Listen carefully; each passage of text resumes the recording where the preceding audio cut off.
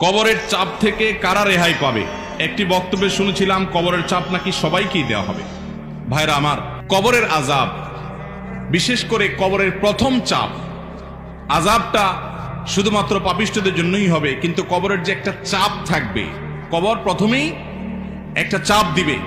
যারা কবরস্থ হবে না, বারজাখী জীবনে যে যেখানে তার ধ্বংসাবশেষ থাকুক, সেখানে একটা প্রেসার প্রত্যেকটা মানুষকে দেয়া হবে, একটা চাপ থাকবে। একটা হাদিসে আসছে, নবী করিম সাল্লাল্লাহু আলাইহি সাল্লাম বলেছেন, এই চাপ থেকে কেউ রেহাই পাবে না। যদি কবরের চাপ থেকে কেউ রেহাই পায়, তাহলে সে সাদ ইবনে মুআজ রাদিয়াল্লাহু তাআলা একজন সাহাবীর কথা বলেছেন, তিনি পাবেন। এছাড়া আর কেউ কবরের চাপ থেকে রেহাই পাবে না। তবে এটা আলমুল গায়েবের বিষয়, কেমন হবে সেটা একমাত্র আল্লাহ ভালো জানেন। এটা ঠিক, যারা ঈমানদার তাদের চাপটা হবে সহনীয়, যারা বেঈমান তাদের চাপটা হবে অসহনীয়। এই জন্যই কবরের এই জগৎটা সম্পর্কে সবচেয়ে বেশি ভয় পেতেন সাহাবায়ে কেরাম এবং খুদ রাসূল আকরাম সাল্লাল্লাহু আলাইহি ওয়াসাল্লাম সাবধান করতেন। তিনি বলেছেন, কবর হলো আউয়ালু মানাজিল